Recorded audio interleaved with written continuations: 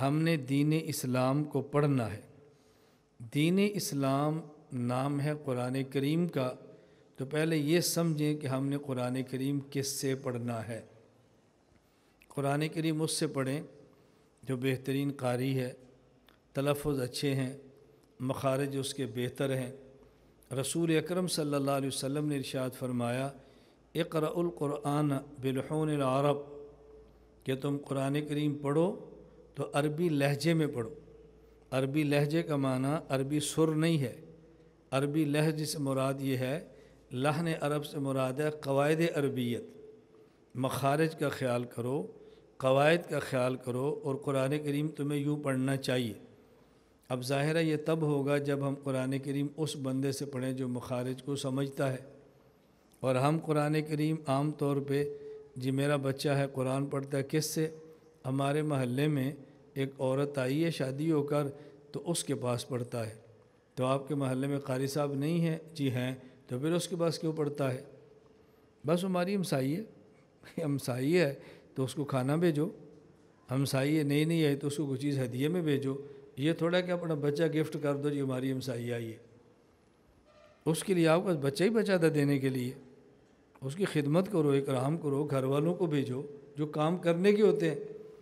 تو یہ جو ہمارے محلے میں سسٹم شروع ہے نا، آپ حضرات ذرا اس کو سمجھنے کی کوشش کریں کہ اپنے بچوں کو ہم نے قرآن کریم کن سے پڑھانا ہے۔ توجہ رکھنا، نمبر 1، ہم نے قرآن کریم کس سے پڑھنا ہے۔ قرآن کریم نام ہے احادیث مبارکہ کا، تو ہم نے احادیث کس سے پڑھنی ہے؟ ایسے بندے سے پڑھیں جو احادیث پڑھ بھی سمجھ سکتا ہو، احادیث کے اعراب اس کو آتے ہوں، زیر اور زبر سے پورا معنی بدل جاتا ہے۔ تو یہ بہت ضروری ہے کہ آپ نے کس سے پڑھنا ہے۔ اگر دین اسلام نام ہے مسائل فقہیہ کا، تو اچھی طرح سمجھنے کہ آپ نے مسئلہ پڑھنا کس سے ہے۔ ہر بندہ تو اردو دیکھ کر پڑھ بھی نہیں سکتا نا، ہر بندہ اوپر سے اردو دیکھ کر پڑھ بھی نہیں سکتا۔ ایک لطیفہ بہت معروف ہے، ایک آدمی عالم تو نہیں تھا، قاری بھی نہیں تھا، دینی مدرسے میں باضابطہ پڑھا ہوا بھی نہیں تھا، لیکن مسجد کا امام بن گیا۔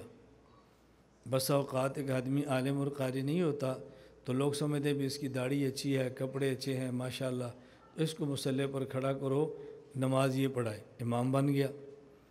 اب جب اس نے مصلی پر کھڑے ہو کے نماز پڑھانی شروع کی تو تجوید بھی پڑھ رہا ہے اور یوں ہل کے پڑھ رہا ہے، ایسے تلاوت بھی ہو رہی ہے اور ساتھ ایسے نماز میں ہل رہا ہے۔ اس کو ایک بندے نے سلام پھیرا، پوچھا جیسے کوئی عالم ہوتے ہیں، اچانک آئے، پیچھے نماز پڑھی، بھئی امام ہل کیوں رہے؟ اس سے پوچھا کہ آپ نماز میں ہلتے کیوں ہیں؟ آپ ایسے کیوں کرتے؟ نماز میں تو حکم ہے وقوموا للہ قانتین، سکون سے پڑھو، یہ تو ہلتا کیوں ہے؟ بعض لوگوں کو خارش ہوتی ہے اور بعض ہلنا شروع کرتے ہیں۔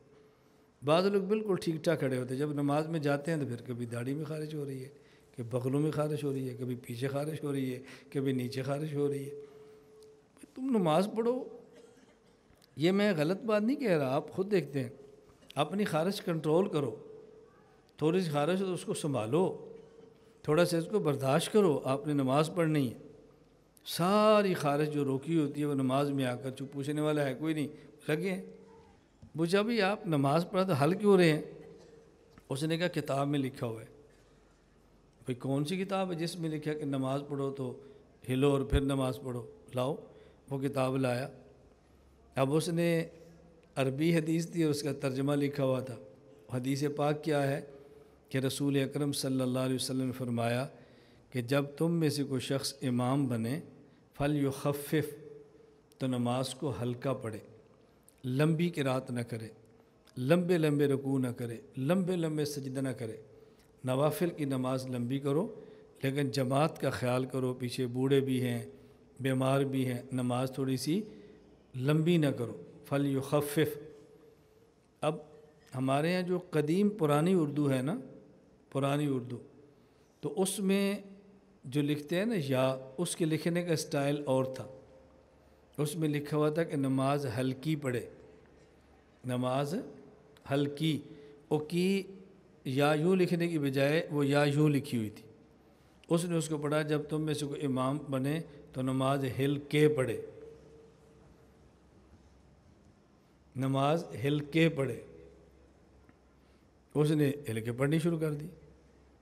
اب دیکھو نا اپنے اعتبار سے کتنا اچھا چل رہا ہے کہ میں نے بالکل پڑھا ہے، میں تو کتاب پڑھ کے نماز پڑھا، زبانی تو نہیں پڑھا رہا۔ تو یہ سمجھا کریں کہ ہم نے دین اسلام کس سے پڑھنا ہے۔ قرآن کریم پڑھیں تو کس سے پڑھیں۔ اگر آپ نے حدیث پڑھنی ہے شوق سے پڑھیں، لیکن کسی عالم سے پوچھ لیں کہ میں حدیث کی کون سی کتاب پڑھوں۔ اگر آپ حدیث کی کون سی کتاب ہے یہ کسی سے پوچھے بغیر پڑھیں گے تو پھر مسائل پیدا ہوں گے۔